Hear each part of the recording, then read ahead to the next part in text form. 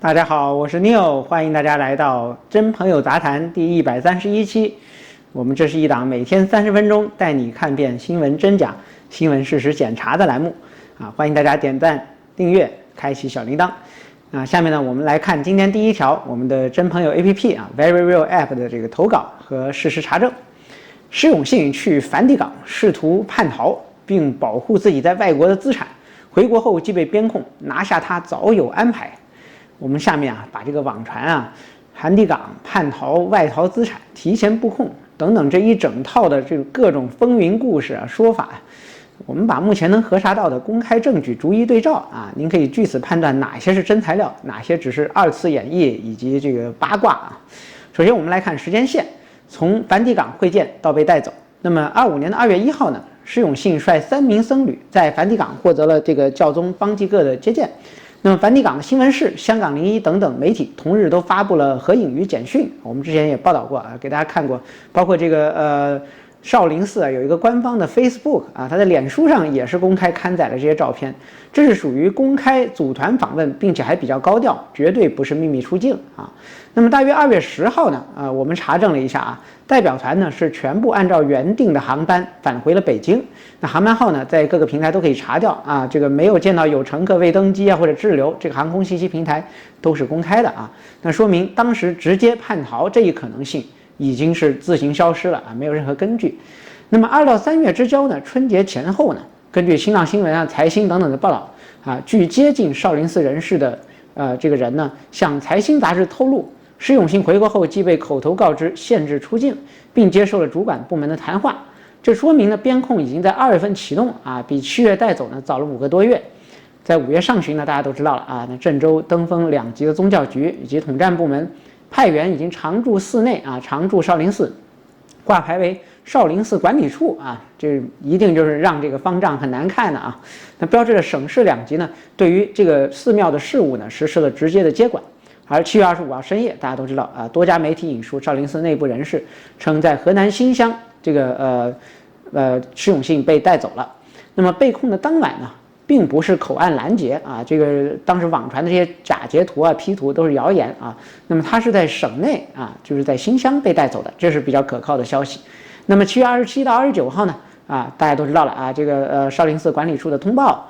这个佛教协会注销了他的戒牒，并且任命这个习近平钦点的这个印乐法师作为新主持。那么宗教、行政、人事72小时内都断联了。所以呢，我们来看第一个小结论回国后即被边控大概率是真的，但是呢，这个边控呢发生在2月，比外界第一波爆料7月26号早了近半年，这本身呢就与临时抓捕以阻其叛逃的说法是不符合逻辑的这不相符的。那么叛逃的推测，我们认为为什么是缺乏支撑的呢？我们来看一些论证首先，梵蒂冈是否接受政治庇护申请呢？没有任何的渠道报道施永信或者随行僧人递交了这个政治庇护的申请，而教廷的新闻稿仅称是文化交流大家可以看这个罗马教廷它官方的这个新闻。那么如果有庇护意向呢，那最常见的做法是在当地公开或者是私下申请。过往在梵蒂冈有过朝鲜以及中国大陆的个案这个但是目前呢不存在此类公开可以查证的记录。第二，他的访问是否涉及到未报批导致了追责呢？目前来看这国家的这个中国国务院的这个宗教事务部门以及外交部公开通报违规出境或者是未经批准会见国家元首都没有任何的记录现有的官方通报呢聚焦的是他的经济问题以及违戒的问题即所谓私人生活问题，从来没有提及过梵蒂冈形成的这个违规我们再来看他回国以后是否立即失联了呢？2到3月份，他仍然多次公开露面，这个非常重要包括4月份的佛教学会的这个会议，他好像是副会长。那么5月份呢，在少林寺主持早课，多家媒体都有照片。如果是真正的叛逃失败，按惯例会立即被隔离审查，而不是继续出席任何的公开活动。所以我们再来看第二个小结论至今呢，没有任何一级权威的机关把他私自赴梵蒂冈没有报批以及政治叛逃作为案件定性或调查的方向。这个可以对比啊，当年这个王立军叛逃的事件，应该说这个叛逃这个事儿是已经很快就甚嚣尘上了。但是呢，至今呢，这个对于施永信是没有这方面的任何的痕迹的。所以该说法呢，主要来自于自媒体，最早是一篇知乎的帖子啊，这个帖子已经被删除了。那么都是来自于这种非权威的媒体或者是没有公开实证的报道。那么他对于中国和梵蒂冈的外交的敏感度啊，做出了一些想象和二次演绎啊，目前呢属于臆测。我们再来看啊，在第3步揭秘施永信的海外和境外资产到底长什么样啊？我发现啊，就是很多这个自媒体频道啊，他是喜欢说这些故事啊，但是他就没有任何的实据，所以呢，我觉得，我们还是这可能是全网这前面几个啊，这先来给大家仔细解析一下施永信的海外资产到底有哪些。好，第一呢，他有离岸公司。啊，这个施永信呢，早年曾经在英国注册过少林 Temple Limited 啊，这个2008年注册，董事呢多为代理秘书公司，没有见到中国籍的自然人直接持股啊。那么这个可以看到，这个英国的公司的注册资料啊都是公开的。这个公司呢是注册于2008到2009年，与2025年的案件时间跨度呢有16年之久。那么香港或者境外的 SPV 呢，它注册了少林 Film Group Limited 啊，这是电影公司，是2017年注册的，2022年已经被吊销了啊。那么多数实体2022年前后呢已经注销或者移交他人。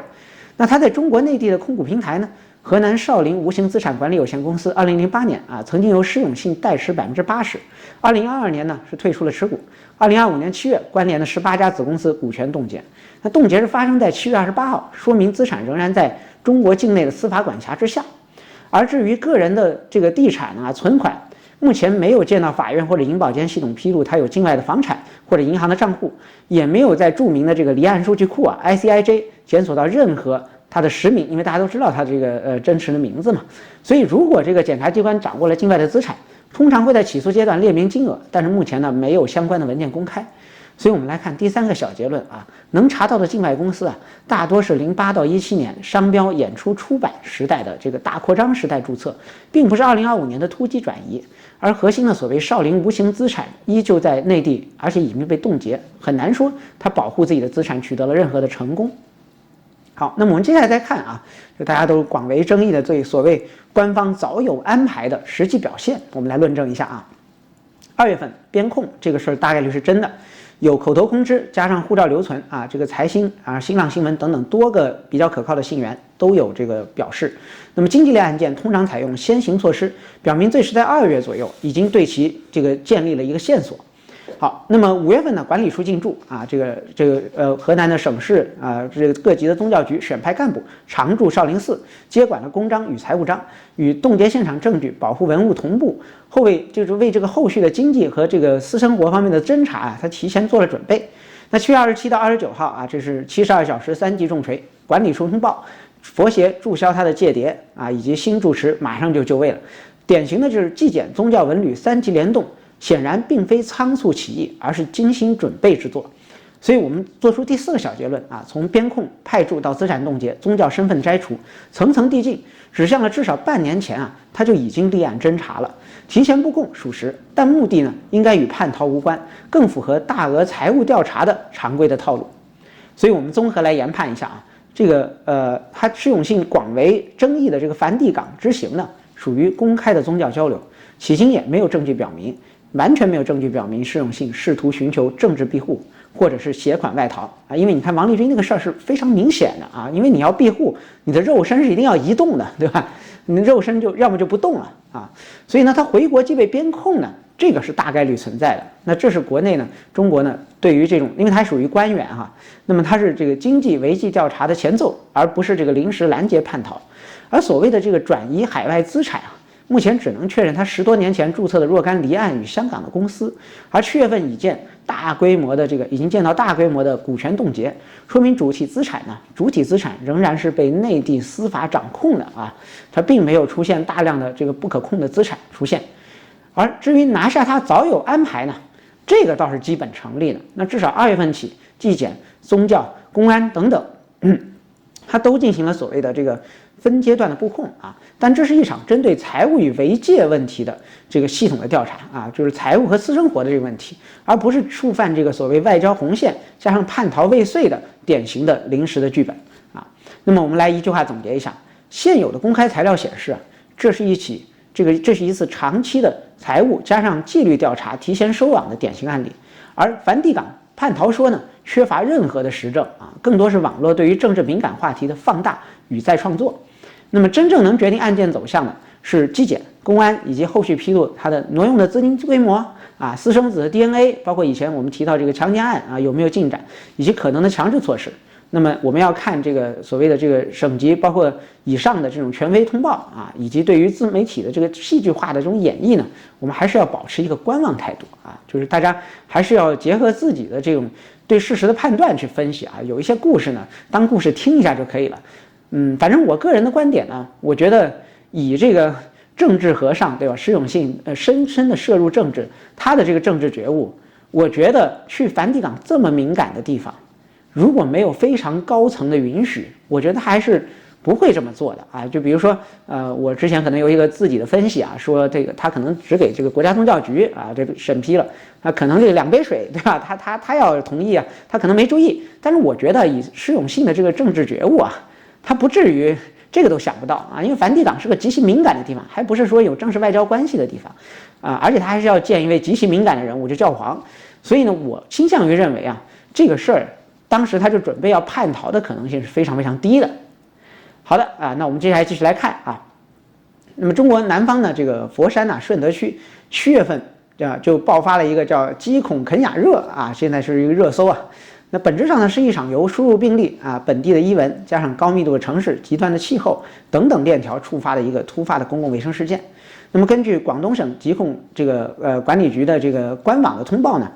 那么广东疾控局有一个新增2940例啊，广东通报这个鸡孔肯雅热的这个监测信息啊，25年7月29号。那么20号到26号呢，一周内佛山新增的本地病例达到了2882例，全省本地累计病例已经升至4824例，全部为轻症啊，目前没有死亡。但是呢，病例增长曲线呢呈现出了这个周倍增的这个趋势啊，引发了外界的警惕。那传播路径呢，首先指向了这个蚊媒啊，就是跟这个蚊子有关系。白蚊的这个伊蚊呢，对于东中南非这个基因型以及这个印度洋分支啊，它变异株啊，具有高度适应性啊。根据这个鸡孔肯雅热的这个诊疗方案，2025年版啊，那国家的这个卫健委的官方网站上有。那么这个诊疗方案指出呢。IOL 毒株啊，这个单一突变啊，即可显著提升在这个白蚊伊蚊内的复制的效率。那么广州佛山呢，平均这个布雷图啊指数历年都是超过警戒阀值5啊。那今年夏天啊，有一个极端的高温，它叠加了强降雨，令这个积水滞留时间延长，而且呢温度偏高，伊蚊的密度大幅攀升，为病毒扩散提供了天然的加速器。确诊数字虽然高呢，但是症状多为自限性的轻症啊，这与病毒本身的致死率低有关，也与早期的分级诊疗、床位前置隔离有关。那佛山呢，在本次疫情中啊，把这个蚊帐啊、风扇、负压3合1病区，临时床位由3826张扩张到了7220张啊。美联社有一个报告啊，这个 Southern China hit by outbreak of mosquito-borne infection 啊 ，chikungunya 啊，这个鸡孔肯雅热。那么2025年7月25号啊，这个国际媒体都有报道。那么这次呢，其实它应对的还是比较得力的啊，有效减缓了这个门诊的挤兑。与此同时呢，市政部门以48小时加500米的原则啊，完成了顺德区4080处积水点的清理。这个其实新加坡也有啊，新加坡如果你住的屋子长期有积水是会被罚款的啊。那么卫生执法处罚了183起这个违规的这个露天积水的案例啊，那单笔最高罚款呢达到了1万元人民币以上。那国际传播风险同样在上升啊。路透社报道，美国疾控中心啊，这正在评估是否对中国发放这个旅行提醒啊。这个路透社也有报道。那么世卫组织的这个虫媒病毒负责人啊，则在7月22号例行发布会上直言，本轮病毒株啊重演了04到05年啊印度洋疫情的早期模式，提示跨境的扩散窗口正在打开啊。这个是央视新闻有报道啊，叫鸡孔肯雅热疫情蔓延全球啊，气候变暖驱动热带蚊媒传染病的扩散。好，那么病例的激增背后呢，是监测体系的滞后以及隐匿传播的高估。那么根据《柳叶刀感染病2025年第3期回顾性的研究啊，这个鸡孔肯雅热潜伏期平均是4.1天，但是22%的个案在第7天后才出现了关节痛，且与登革热风疹等等发热这个皮疹类的疾病呢有交叉误诊的风险。那24年这个佛山市呢，只有6家基层的卫生院具备了 PCR 快检能力送检确诊链条平均耗时达到72小时。这里跟大家讲一下，我看到网上好多说这个什么这个试剂盒什么基本红亚热的检测剂17年就准备好要疫情了吗？其实这个04、05年东南亚就已经有疫情了，所以这个不是一种新的疾病所以2017年它有一个检测盒是非常正常的。那疾控中心呢，虽然于7月9号启动了这个哨点扩容，但是呢，疫情已进入进入了这个指数级增长的拐点这个窗口期其实错失了。那临床的这个救治与登革热还是要有显著的区分那么新版的诊疗方案强调不盲目使用抗菌类药物，不推荐这个糖皮质激素和免疫球蛋白，主要采取这个对症治疗以及这个非甾体抗炎药缓解关节痛然而呢，这个佛山前期门诊中仍然出现了联合头孢或者是含激素复方剂的这个处方占比一度达到了18%，折射出了这个基层的医师对于世卫组织推荐的这个诊疗路径并不熟悉根据这个 WHO 叫 Chikungunya Fact Sheet 它有一个这个诊疗指南。那么其实4月23号它就更新了，明确表示用药不当或者延误诊断可能诱发慢性关节炎，3年以上功能障碍的发生率可达12%到20%。此外呢，气候维度呢也不容忽视。中国的国家气候中心这个季报指出，珠三角平均气温近20年的升幅达到了0.38摄氏度，而且这个10年呢，夏季的降水极端化。这伊蚊的栖息期这伊蚊是一种重要的传播媒介它的栖息的这个时间延伸了18天。那么气候变化与虫媒病毒的传播模型这个科学出版社2024年它模拟的显示呢，2030年华南高风险区已经向北扩到了北纬27度。在这个背景下，传统的以突发事件、局部灭蚊、病例归零为这个目标的战术性模型呢，已经难以适应，需要在这个施政规划层面引入气候韧性、蚊媒的指数阈值以及长期治理的这个战略视角。同时呢，我们看这个还是有经济代价，虽然它不是一种致命的疾病经济代价清晰可见。佛山顺德区五金家具产业链高度依赖体力工人。我最近也是这个刚就是买了一些这个家具我这发现，哎呀，这是基本上这佛山顺德还是一个重镇那么这个关节疼痛导致了这个3到7天的病假，直接掏空了产能的缓冲带。那么顺德的这个家电协会显示7月下旬板式家具日产量环比下滑了11.6%，部分 OEM 订单被迫转移至这个越南的平阳省越南又赢了。长期来看呢，这个频繁的蚊媒的疫情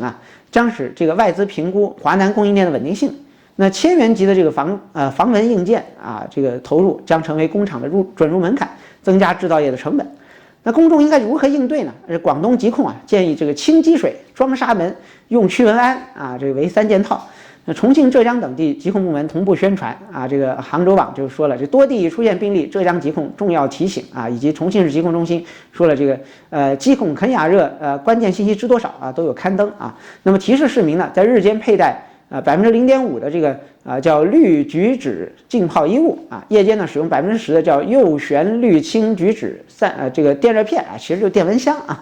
这个记录48小时内是否出现发热、皮疹、关节痛的3联征，方便这个社区医生进行早期的筛查。对于出境旅客而言呢，旅行前要接种这个VLA1553或者 CHIKV VLP 2款已经在巴西和肯尼亚获批的这个疾控肯亚热的疫苗也是可行的选择。虽然这个国内呢还没有完成药监注册，但是你出国还是可以打的。所以呢，从全球视角看中国并非孤立这世界卫生组织这个 Global Chikungunya 这个 Epidemiology 这个流行病学的这个相关的这个文章呢，显示2025年上半年全球累计报告的病例已经超过了22万例，死亡超过80例这还是有死亡病例，虽然它的这个死亡比例确实非常非常低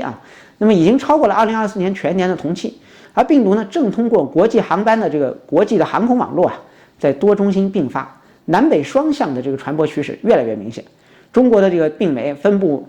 这最北界已经逼近秦岭淮河一线逼近南北分界线了，叠加了城乡常住人口混居与高速出行未来类似的这种疫病来源外溢的频度与规模只会增加。所以呢，无论是佛山顺德密集的铁网式灭蚊，还是这个 NHC 新版诊疗的快速落地，均表明应急体系正在进化。但是呢，伊蚊这个传播媒介的适宜区啊，它的适存区北移，以及这个国际旅行的常态化，正在迅速的吞噬传统的局部爆发、迅速扑灭这种模型的安全边际。那么，如何在城市规划、医疗资源、药物储备以及气候治理之间构建一个协同啊，这个决定了这个鸡孔肯雅热会否成为这个中国华南地区长期共存的新的这种常见流行病啊，以及这一轮的疫情最终走向会检验中国的公共卫生体系在气候的巨大变化与全球化重压下的韧性与审慎程度。好，那我们再来看啊。这个我们还要剖析一个传言啊，说这个包括佛山因为鸡孔肯雅热重启了核酸检测，居民不配合隔离就要被断电啊，酒店拒绝接待佛山人，新冠式运动疫情这个防疫运动式防疫要卷土重来了吗？经济恐怕再受重创啊等等说法啊。那我们用证据来说话啊，用法律与科学来拆解恐慌。首先，佛山确实在顺德区啊乐从镇开展了3天的免费的核酸筛查啊。那么镇政府公告写得很清楚，目的在于早发现、早诊治，尽快阻断蚊媒的传播链。那公告的全文呢和实施时间可以在中国日报7月31号的这个报道里面查到啊。报道同时说明，这是镇级的点对点行动，不是全员的这个全程全员核酸这种过去新冠疫情的模式。那么跟新冠不同啊，这个鸡孔肯雅热不靠飞沫或者气溶胶人传人，核酸阳性的人呢也不会把病毒直接传给你。国家的这个卫健委啊，大家知道，这个中国卫健委啊，在过去啊，这新冠的时候，他为了论证到底是人传人还是人不传人，就花了很长时间。但是目前呢，因为这个病不是什么新病啊，不是新病毒，所以呢，这个它不会人传人啊，这一点我觉得现在还是比较肯定的。那7月31号，国家卫健委印发的这个鸡孔肯雅热诊疗方案2025年版，把流行病学特征一栏再次强调，目前没有证据证明它可以经过呼吸道或者接触传播，所以它主要要靠蚊子啊。因此呢，这一轮的这个核酸筛查本质上是一种哨点加密啊，加上这个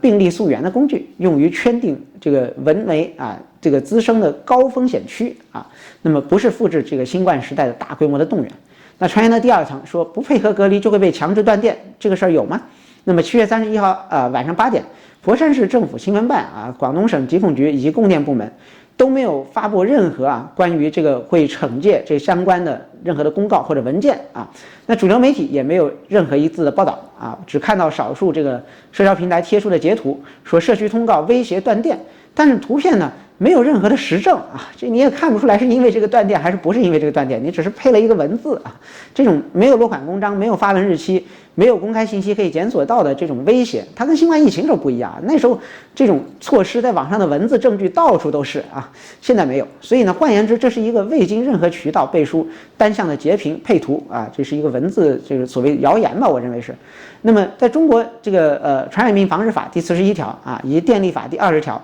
危及公共安全的极端情况啊，实际上地方行政机构也无权对单户实施断电处罚啊。其实当时就是有很多人硬刚啊，这还是硬刚赢了呢。就中国这个新冠疫情的时候，因为它确实没有法律依据啊。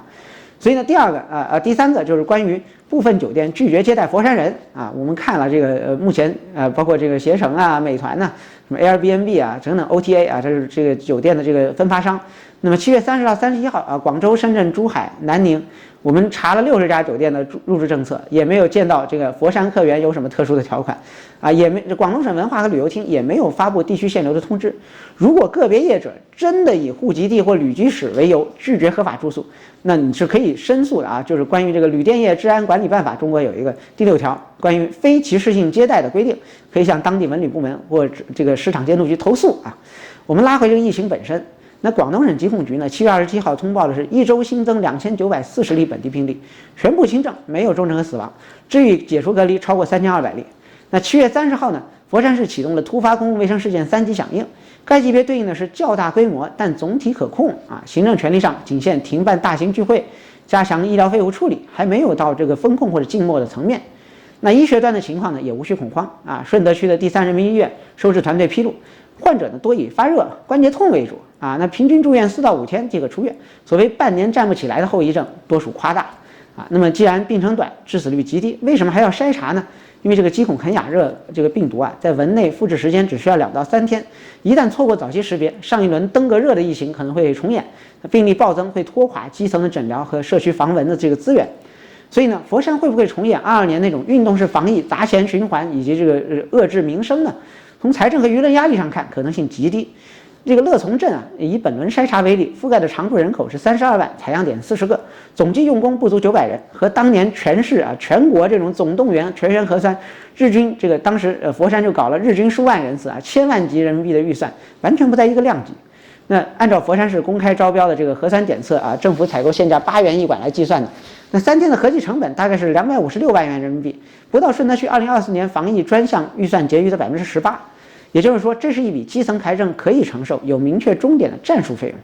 那真正值得关心的，恐怕是经济停摆和这个恐慌本身啊。乐从啊，是中国华南最大的家具集散地。按佛山市商务局的统计，25年上半年它的家具出口额已经同比下跌了12.1%。如果谣言驱动外地客户取消行程，物流企业拒绝接单啊，拒绝这个怕什么传染什么的，拒绝接顺德的订单，那损失呢可能会超过核酸筛查的全部投入。不要忘了啊，全球气候变暖正在扩大伊蚊的适生区，南方制造业基地并无退路，只能在常态化灭蚊加精准医学监测当中寻找平衡。我们强调啊，这公共卫生啊需要铁的纪律，也需要法治的红线。筛查要有法可依，适度透明，公众更应该在质疑之前啊，先这个要索证，然后要对比。新冠3年啊，已经让中国的社会付出了极其高昂的经济和心理代价。任何一方试图以耸动的叙事再制造对立啊，这个最先受害的其实依旧是城市产业链普通的劳动者。这饥渴红雅热会不会成为引爆革命的导火索？用谣言裹挟情绪啊，这个的确可能颠覆科学防疫的根基。我们的底线始终是用事实来保护健康，用理性来守卫自由。好，那我们最后接下来再来看啊，这个几位著名的资本江湖鼎鼎大名选择从高楼一跃而下的中国企业家，居然之家的这个汪林鹏啊，亮家居的曾玉洲，西子电器的刘文超，金点子纺织的毕光军，4起悲剧接连发生，把企业家跳楼潮推上了舆论风口，暴露了宏观经济、行业周期、监管环境与心理健康交织了深层裂缝。我们先来看事件本身啊，那么7月7号，这个57岁的这个家居零售教父汪林鹏，在解除3个月留置仅4天后，从北京住宅坠下。上市公司当晚公告确认了此讯，股价次日跌停。第一财经回溯了其借壳上市啊4年分红近20亿以及43亿现金缺口，短期债务缺口，暴露了高杠杆的这个扩张与业绩失速的巨大的压力。那10天前呢，华南连锁业巨头亮家居53岁的这个创始人曾玉洲，广州写字楼纵身一跃啊。那么亮家居随后宣布资不抵债，全面停业，数千客户与供应商的债权无处安放。6月2号，杭州电梯龙头西子电梯的董事长刘文超坠亡，讣告称终年54岁，排除刑事因素。新浪财经指出，他过去1年频繁地为集团的债务重组奔走，安全生产月辞职之后3天便走向绝路。而4月16号，绍兴纺织大户金点子的毕光军从28层住宅坠下。搜狐财经援引知情人士称，其在海外项目被骗数亿元，长期抑郁。4条命，4条截然不同的这个商业轨迹，却在同一年同样的坠落姿势竞相上交。为什么呢？第一是高压反腐与司法的不确定性啊。汪林鹏这个留置后查坠楼的这个时间点非常典型啊，极具象征性。专家指出，留置虽然并非定罪，但是会冻结资产与履行自由。企业家一旦感到人在身陷囹圄，资产又会失守，这种心理坍塌的速度远超外界的想象。反腐的高压与程序不透明互相交织，放大了生死的赌局。行业寒冬与杠杆的回旋镖啊，这个家居、家装、电梯、纺织都高度依赖房地产链条。23到25年，房地产去杠杆，订单骤减，现金流断裂如釜底抽薪。汪林鹏2019年借壳上市时，武汉中商的市值仅26亿人民币，吞下了356亿资产的这个居安之家啊，蛇吞象本来就脆弱。那亮家居曾经这个炫耀1周1店的直营扩张，如今却遭到了债主的挤兑。西子电梯背负了设备租赁与保修的垫资，丁点子面料库存高企，资本盛宴下，债权的雪球在需求塌方的时候一起滚了起来。此外呢，这几家都有这个高杠杆啊、高分红、高质押，然后呢，债权维系资金的这种现金流，拆东墙补西墙啊，所以一旦这个信用坍塌，就会有连锁反应。那实控人作为最高的抵押物，那被逼到了顶楼的边缘。此外呢，还有心理危机啊。这个柳叶刀区域健康的研究显示，企业家群体的抑郁高于一般人近1倍啊。在这个公司里面呢，他往往是既是领袖，又是最后的说客，难以向下属或者家人吐露真实的脆弱。比如刘文超1年出差100日，曾玉洲日日带货直播，毕光军日程精确到15分钟。被崇拜绑架背后，他们无数安放失败的恐惧。那公众舆论也是充斥着报应论啊，吃瓜式的围观，极少探讨制度化的纾困。所以在世的企业家面对这种言论环境也是2次的打击，活着难看，死了更难看。所以我们来看啊，这里面带给我们大家哪一些启示？首先是程序正义啊，留置这种不透明的这种反腐处理、资产冻结、涉案企业需要更及时的信息披露与复议的渠道，债务重组的窗口也没有开放啊。然后心理的咨询啊，这个特别是一些企业家，他应该把这个心理重视心理健康啊，要重视这个心理咨询以及危机干预。然后控制杠杆与分红新规，严格控制高质押、高分红的这种配套信息披露啊，把利润派光、把压力留给债主的做法要限制。那要命的不只是高楼啊，而是无处可退以及无人倾听的这种绝望。当经济波峰退潮的时候，真正的考验才刚刚开始抵达人心的深处。好，那看到这里的都是真爱啊！这个欢迎大家订阅并开启小铃铛，您就不会错过每天的节目。每天东八区中午12点，日本、韩国下午1点，澳洲下午3点，新西兰下午5点。我们录制的地方啊，美国西部时间晚上9点，冬令时晚上8点。美国东部和欧洲的朋友呢，可以每天早上起来收看。同时呢，欢迎大家苹果应用商店搜索真朋友，安卓的 Play Store 搜索 Very Real App， 我们的 APP 提供完全匿名注册啊，不关联手机号、邮箱等任何信息。言论自由啊，欢迎大家在2万人大群参与讨论啊，顶部有个 DAO， 那么真友圈自由的朋友圈给节目投稿，还有实时核查的功能啊，可以点一下，这是真的吗？好的，那我们明天再会。